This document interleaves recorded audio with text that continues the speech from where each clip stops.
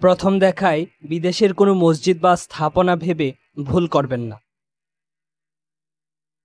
মসজিদের ভেতরে প্রবেশ করে এর সৌন্দর্য দেখে আপনি যদি এটিকে একটি রাজপ্রাসাদ ভাবেন বা কোনো রাজপ্রাসাদের সাথে তুলনা করেন, তাহলে আমি মোটেও অবাক হব না, কারণ এটি রাজপ্রাসাদের থেকেও কোনো অংশে কম নয়। আসসালামু আলাইকুম বন্ধুরা, সকলকে স্বাগতম আরো একটি নতুন ভিডিওতে। আজকে আমরা চলে এসেছি নরসিংদী জেলার পলাশ থানার ডাঙ্গা ইউনিয়নের সান্তানপাড়া বাইতুন নূর জামে মসজিদে। এই মসজিদটি দেখতে অত্যন্ত সুন্দর এবং আকর্ষণীয়।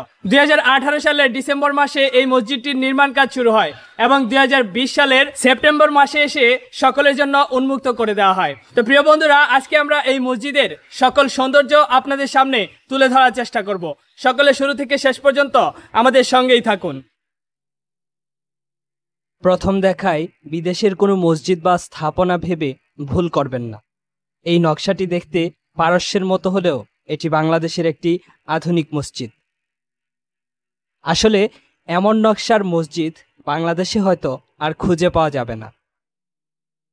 এই মসজিদটিতে রয়েছে সকল প্রকার আধুনিক সুবিধা, যেমন আধুনিক অজুখানা, লাইব্রেরি, বিশ্রাম কক্ষ এবং মসজিদটির সামনের দিকে রয়েছে একটি অত্যন্ত সুন্দর বাগান।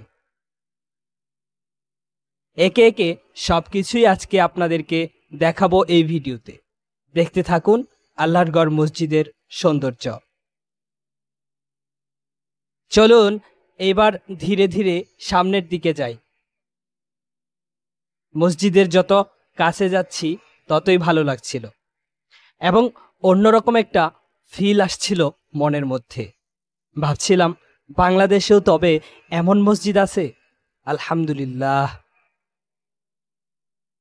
যে কোনো অ্যাঙ্গেল থেকে মসজিদটি দেখলে আপনার ভালো লাগবে, মন ভরে যাবে। আসলে এর প্রতিটি কোণায় কোণায় রয়েছে আধুনিক স্থাপনার ছাপ, তাই সব দিক থেকেই মসজিদটি আকর্ষণীয় লাগছিল। লোভ সামলাতে না পেরে আমিও সব অ্যাঙ্গেল থেকেই ভিডিও নিচ্ছিলাম, যেন আপনারাও উপভোগ করতে পারেন এর সৌন্দর্য। এটি হলো এই মসজিদের আরও একটি প্রবেশপথ। এটি ছাড়াও আরও দুটি প্রবেশপথ আছে। এখানে মসজিদে ঢোকার মূল 3টি রাস্তা আছে। দামি দামি সকল উপকরণ দিয়ে সুসজ্জিত করা হয়েছে এই মসজিদটি, তাই তো দেখতে এত চমৎকার লাগছিল।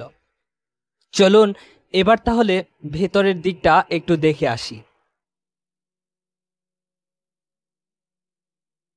ভেতরে ঢুকলে দেখবেন এক পাশে খুব সুন্দর করে ডিজাইন করা হয়েছে, আরেক পাশে দোতলায় যাওয়ার সিঁড়ি এবং অজুখানা রয়েছে।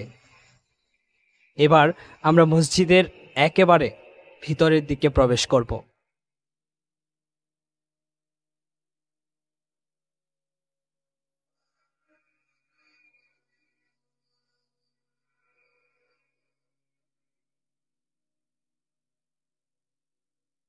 মসজিদের ভেতরে প্রবেশ করে এর সৌন্দর্য দেখে আপনি যদি এটিকে একটি রাজপ্রাসাদ ভাবেন বা কোনো রাজপ্রাসাদের সাথে তুলনা করেন, তাহলে আমি মোটেও অবাক হব না, কারণ এটি রাজপ্রাসাদের থেকেও কোনো অংশে কম নয়।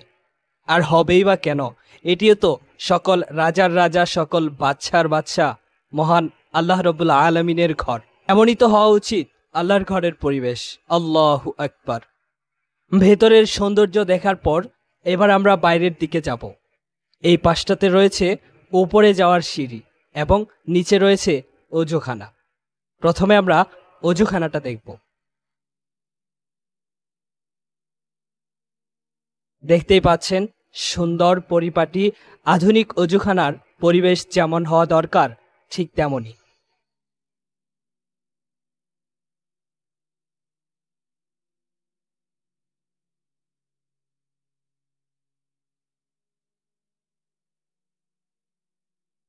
অজুখানা পরিদর্শন করা শেষ করে এখন আমরা সিঁড়ি দিয়ে দোতলায় উঠব।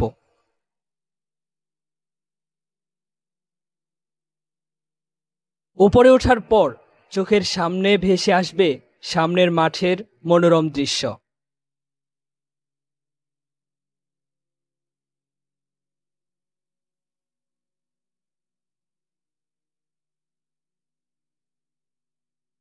এই দিকটাতে দেখতে পাচ্ছেন লাইব্রেরি, এখানে রয়েছে পবিত্র কোরআন শরীফ এবং অন্যান্য ইসলামিক শিক্ষণীয় বই।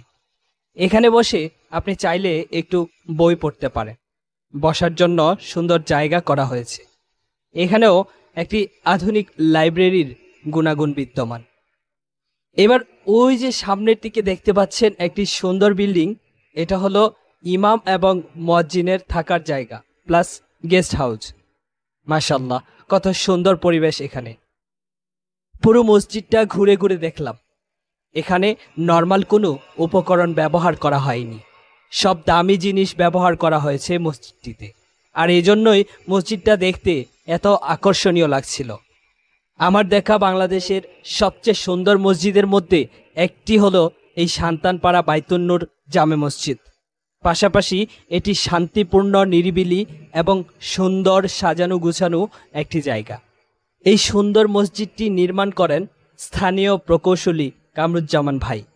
তিনি একক খরচে নির্মাণ করেছেন এই সুন্দর মসজিদ। তিনি এই এলাকার একজন স্বনামধন্য শিল্পপতি, দানবীর এবং ভালো মানুষ। ওনাকে অনেক অনেক ধন্যবাদ জানাই এমন সুন্দর একটি মসজিদ নির্মাণের জন্য।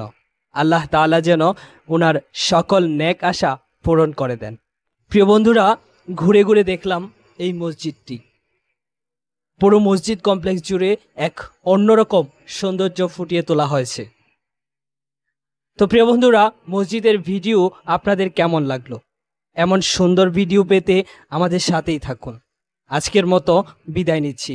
দেখা হবে পরবর্তী কোনো ভিডিওতে। সে পর্যন্ত সকলে ভালো থাকুন, সুস্থ থাকুন। ধন্যবাদ।